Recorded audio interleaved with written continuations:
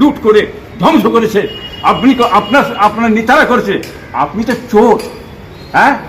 মমতা নিজে চোর। চোর যদি না হবে তার দলে সব চোর থাকবে কি করে? দাসী হচ্ছে মমতা, অন্য কেউ নেই। কথা বলতে চাই আমি। বাঁচতে গেলে, দেশকে বাঁচাতে গেলে আগামী ইলেকশনে আপনারা সচেতন হয়ে দাঁড়ান। আপনি বলতে চাইছেন 2011 থেকে 2025 পর্যন্ত যে মাননীয় মুখ্যমন্ত্রী মমতা বন্দ্যোপাধ্যায় বাংলার সিএম, উনি তাহলে চাকরি দেয়নি বলতে চাইছেন আপনি? আপনার কথা অনুযায়ী তো এটাই তো বোঝা যাচ্ছে।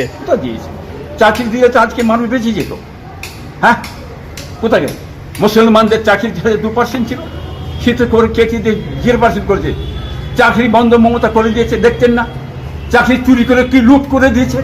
আজকে চাকরি যারা পাবে তারা রাস্তায় বসে কাঁদছে, মাথায় হাত দিয়ে বসে গেছে। চাকরি দিয়ে টাকা দিয়েছে, টাকা দিয়ে আবার চাকরি চলে গেল, আবার কেস হলো, কেস হয়ে চাকরির টাকা ফিরে দিতে হবে। আর জীবনগুলো সব বরবাদ হয়ে গেল, দেখুন মাঠে পড়ছে, তার উপরে মারধর করে তাকে তোলা হচ্ছে। এটা দেখতে পাচ্ছেন না চাকরি? আজকে চাকরি যে মানুষের চাকরি আছে বলুন, আজকে হিন্দু ভাইদের কি ক্ষতি হয়েছে জানেন? কি সর্বনাশ হয়েছে জানেন? আজকে হিন্দু ভাইরা চাকরি পেত, হিন্দু ভাইরা, মুসলমান 2% পেত, 2% বাকি সব হিন্দু ভাইদের চাকরি চলে যায়।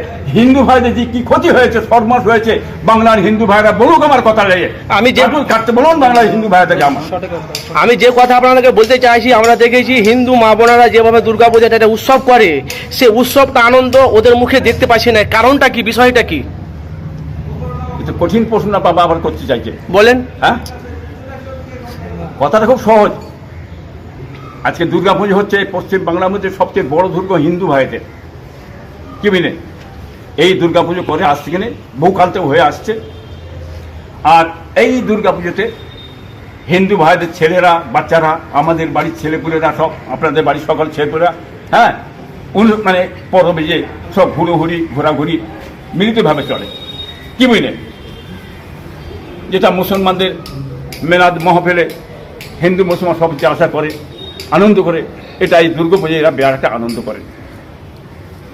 অতএব দুর্গাপূজাতে যেটা ক্ষতি হলো কেন, কারণ কি, ব্যাপারটা কোন জায়গাতে? ব্যাপারটা হচ্ছে, শুনুন, হ্যাঁ, মনে রাখবেন কথাটা কি বলতে চাইছি। এই ক্ষতিটা হচ্ছে এই যে লক্ষ্মী ভান্ডার, 500 টাকা লক্ষ্মী ভান্ডার ছেড়ে দিয়েছে। এই লক্ষ্মী ভান্ডার 1000 টাকা দিয়ে আপনি বলুন মাসে কি হবে? বাচ্চাদের কাছে কাপড় হবে কি? একটা বাচ্চার কাপড় হবে?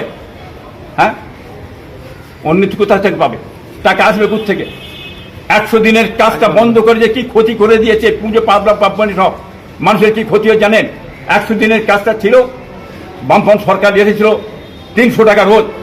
একটা বাড়িতে 3 জন 4 জন 5 জন কাজ করে, 200 কাজ করে, টাকা লুট, টাকা চলে বিশালভাবে, টাকা পয়সা বাজার ঘাট, হ্যাঁ, পাল পবনীতে আনন্দভাবে খুশিভাবে চলে।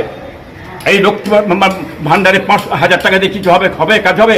আজকে এই আপনার 100 দিনের কাজ বন্ধ করে যে বাজারটা ধুলিস সাত করিয়েছে, মানুষের অভাবের মধ্যে পড়ে গেছে, মানুষ ক্ষতির মধ্যে পড়ে গেছে, মানুষের পয়সা নেই, পুজো পাল পাপড়ি যাবে, ঘুরবে, বেড়াবে, খাবে, সে শান্তিটা নেই। অতএব কাপড় চুপড় ভালোভাবে আদায় মানে পড়াতে পারছে না। এই বাংলা কেন হিন্দু মুসলমান সবাই জানতে পারছে।